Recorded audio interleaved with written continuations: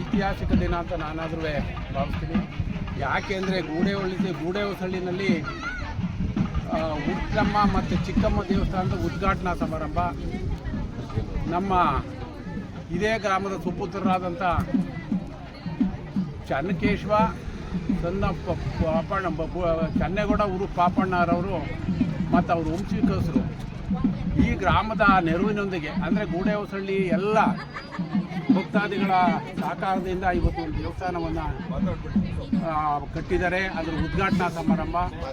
ಆ ಉದ್ಘಾಟನಾ ಸಮಾರಂಭಕ್ಕೆ ನಮ್ಮ ಚುಂಚನಗಿರಿ ಪೀಠಾಧ್ಯಕ್ಷರಾದಂಥ ನಿರ್ಮಲಾನಂದ ಸ್ವಾಮೀಜಿಯವರು ಮತ್ತು ವಿಶ್ವ ಒಕ್ಕಲಿಗರ ಮಠ ಕೆಂಗೇರಿ ಪೀಠಾಧ್ಯಕ್ಷರಾದಂಥ ನಿಶ್ಚಲಾನಂದ ಸ್ವಾಮೀಜಿಯವರು ಮತ್ತು ಬೇರೆ ಬೇರೆ ಸ್ವಾಮೀಜಿಯವರುಗಳೆಲ್ಲರೂ ಬರ್ತಾಯಿದ್ದಾರೆ.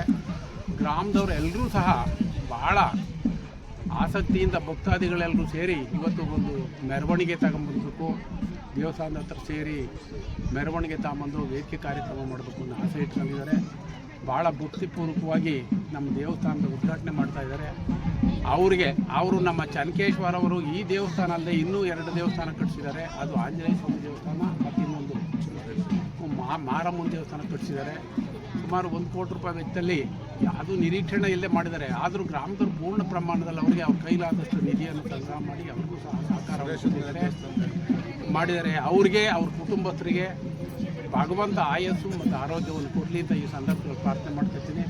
ಮತ್ತು ಇದೇ ರೀತಿ ನಮ್ಮ ಗೂಡೆ ಹೊಸಳ್ಳಿಯವರು ಸುರೇಶ ಸನ್ನಾಫ್ ಚಿಂದೇಗೌಡ ಊರು ಅಣ್ಣಯ್ಯ ಇವ್ರ ಮಕ್ಕಳು ಇವರು ಹೊಟ್ಟೆಪಾಡಿಗೋಸ್ಕರ ಆ ಕಾಲದಲ್ಲಿ ಬಾಂಬೆಗೆ ಹೋದರು.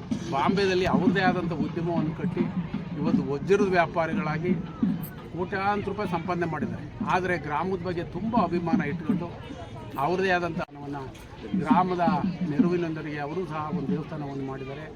ಅವ್ರಿಗೆ ಮತ್ತು ಅವ್ರ ಕುಟುಂಬದವ್ರಿಗೆ ಭಗವಂತ ಆಯಸ್ಸು ಆರೋಗ್ಯ ಕೊಡಲಿ. ಈ ರೀತಿ ನಮ್ಮಲ್ಲಿ ನಮ್ಮ ಪಿತಾಜಿ ಯುವಕರ ಸಂಘ ಇರ್ಬೋದು, ತೆಂಗು ಉತ್ಪಾದಕರ ಸಹಕಾರ ಸಂಘ ಇರ್ಬೋದು, ಅಥವಾ ಹಾಲು ಉತ್ಪಾದಕರ ಸಹಕಾರ ಸಂಘ ಇರ್ಬೋದು, ಎಲ್ಲರೂ ಅವರಾದಂಥ ಉದಾರವಾದ ನೆರವು ಮತ್ತು ಸಹಕಾರವನ್ನು ಅದು ವಿಶೇಷವಾಗಿ ನಮ್ಮ ಪಿತಾಜಿ ಯುವಕರ ಸಂಘದ ಎಲ್ಲ ಸದಸ್ಯರು ಎಲ್ಲ ಕಾರ್ಯಕ್ರಮದಲ್ಲೂ ಸಕ್ರಿಯವಾಗಿ ಭಾಗವಹಿಸಿ ನಮಗೆ ಪೂರ್ಣ ಪ್ರಮಾಣದಲ್ಲಿ ಸಹಕಾರ ಕೊಡ್ತಾ ಇದ್ದಾರೆ.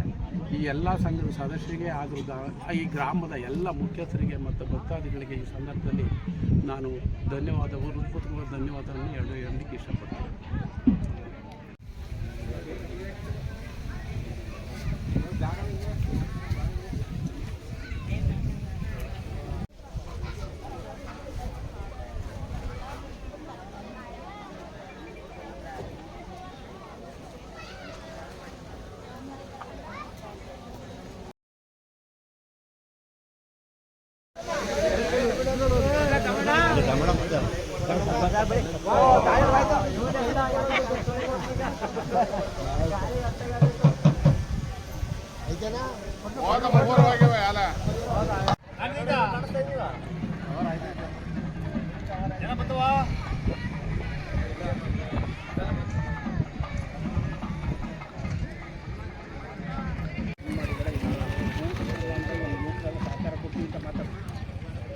ಕಲೀಲು ಇವ್ ಕೈಲಿ ಮಾತಾಡ್ಸ್ಬಿಡಿ.